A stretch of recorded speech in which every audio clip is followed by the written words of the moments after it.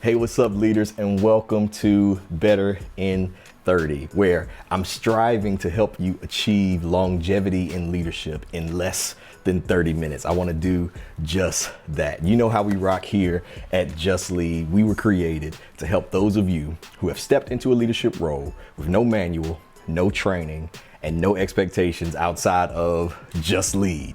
Just go do it. So we want to help you today. We want to help you do just that with session 1 of Better in 30. Let's go.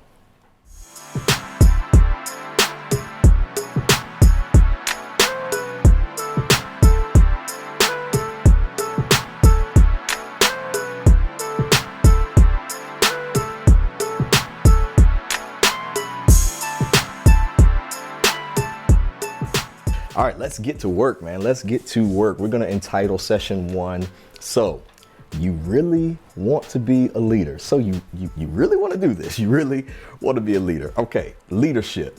Some want it. Some are waiting for it. Some work years for it. Some wander into it. And some are working their way out of it. If you are one of the ones who want it and are waiting for it, I want to help you. But not necessarily to help you obtain it. I want to help you understand it just a little bit better. You need to know what you are about to sign up for. Now, I know leadership appears glamorous. I know it looks exciting, but I want to make sure you read the contractual agreement before you sign on the dotted line. So, what is leadership? Barbara Kellerman, author of Leadership, Essential Selections on Power, Authority, and Influence, addresses the continual shift in leadership as decades have passed. Decade after decade, scholars discover added layers of leadership to leadership, not necessarily because the definition of leadership has changed, but the way in which leadership is acted out has changed. Peter G. Nordhaus defines leadership as the process whereby an individual influences a group of individuals to achieve a common goal. So there was a video a few years ago that surfaced on the internet entitled the Sasquatch Music Festival. This video shows a large group of people seated on the lawn listening to party music. No one is standing and no one is dancing. All of a sudden, a guy walks into the camera shot and starts dancing in the middle of all of these seated people. And I mean, this boy was getting it, arms flailing. I mean, he was doing his thing for about 30 to 45 seconds. He dances by himself. He dances alone.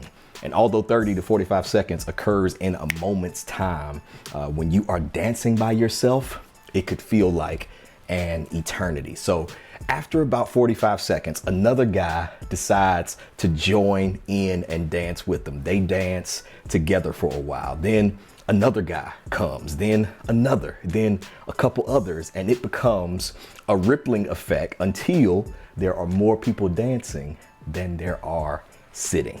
By the time the video ends, some people are still choosing to sit, but the lone dancer is no longer dancing alone. In this video, I saw a few things. Number one, if you're going to be a leader, you have to take risk. You have to take risks. It takes a certain amount of courage to be the initiator of a thing. To create or begin what no one else has even considered takes crazy confidence. The second thing I noticed, when your leadership journey begins, your effectiveness will be uncertain. You have no idea that your leadership is working until it starts working. I know that doesn't make a bit of sense. Your effectiveness isn't recognized until you see the impact it makes on the people following. But that doesn't mean that that's where your effectiveness started. You've been effective all along. You just can't see effectiveness until you can see effectiveness. You may have to dance alone for a little while. And if you're the only one on the dance floor, it does not mean that you're ineffective. Seeing the fruit of your effectiveness just takes time. It takes the time that it takes. All right, the third thing that I saw is all you need is one follower for your leadership journey to begin. I know you want to go from 0 to 2 million, but that's not how sustainable leadership works. Don't try to jump to 2 million if you're not even certain if you can lead one well. Take followers in handfuls before you request them in truckloads. All right. Number 4, your leadership is for somebody, but it's not for everybody. Did you notice that I said that even when the dancing had reached its peak, some still chose to sit? So don't focus all of your energy on those who refuse to follow. Focus on leading who you have in the right direction. If you're going to take, or if you're going to walk in leadership, there are 3 major things I want you to take away from this session today. Number 1, this is no longer one-on-one.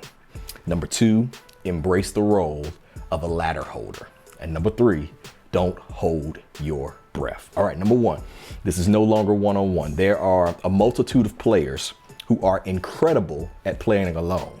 But just because they're the best player on the court, it doesn't mean that they can be the leader of a team. Yeah, the best player does not automatically equal the best leader. When you step into leadership, you are no longer a one-on-one player. This is no longer a one-on-one game. You now have others to consider. When you're playing one-on-one basketball, there is no accountability. You can choose when you want to play defense, because all that matters at the end of the game is if you scored the most points. The same rules do not apply on 5-on-5 basketball. You can drop 60, but if your team loses, you lose.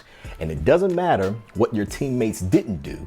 Your 60 points wasn't enough to get the job done. Leadership is part of a team sport. If you're not making those around you better, you are not leading.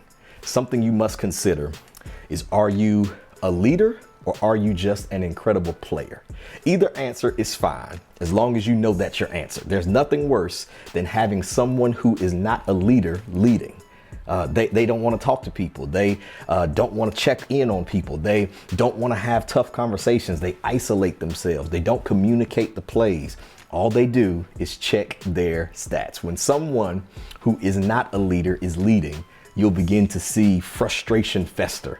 You'll begin to see envy evident. You'll be able to see bitterness that will boil over, and decline will be destined. They can play, but can they lead? All right. Embrace the role of a ladder holder. Leadership is attractive, but the nature of leadership has shifted. In our world today, the leader continues to ascend and they're praised for it. They're never held accountable for the fact that no one is ascending with them. All right. If you are pursuing leadership because you need someone to hold your ladder, you have no business pursuing leadership. I need to say that again. If you are pursuing leadership because you need someone to hold your ladder, you have no business pursuing leadership. A true leader uses the model of their ascension to help others climb up as well. If you're the only one going up, you're not leading. Leading requires a following. So as you go up, they should go up as well. A leader has the impossible responsibility of dual roles. You climb the ladder and you hold the ladder at the same time. I have to show you how to climb, but I also must ensure the safety of your climb at the same time. If my climb is safe, but your climb isn't, that is not leadership. You need to have constant conversations that assess your team's ascension. Are they growing in their context? Is their team growing? What have they become better at in the last few weeks? The proof isn't always in their craft. Sometimes it's in their character. Okay, you still suck at this, but you don't spaz out as much. So I'll take that. That's a win. You're growing. That matters. I saw how you handled that situation, and I know how you would have handled that situation in the past. That's growth. You were smiling as you walked in to work every day this week. That's a level of ascension. There is a part of you that's growing. There's a part of you that's going up. There's a part of you that's ascending, which means leadership is occurring. Okay, last one. Don't hold your breath. Leaders build people. Leaders put people in position to succeed and to win. Because you put people in position to succeed, if you're effective in leadership, you will rarely get credit when your team gets a win. However, you'll most always receive blame and criticism if your team takes an L. Criticism comes frequently. Credit comes periodically. And here's the reason why. When your team wins, you did your job. When your team loses, you didn't. How many employees do you know who get celebrated for doing their job? On the flip side, how many employees do you know who get reprimanded when they don't? So leaders have to be able to withstand public hits without obtaining personal scars. If you're chasing leadership because you crave credit, you will crumble when you receive critique. All right? Their win is your win, even if you aren't celebrated. Don't hold your breath awaiting applause that will never come. Learn the art of celebrating yourself by yourself. I hope this session has helped you in your leadership journey today. I need you to subscribe to this YouTube page, and I need you to share this session and this page with every single leader you know. More sessions are coming that will help leaders across the board. We are just getting started. Let's get better in less than 30. Peace.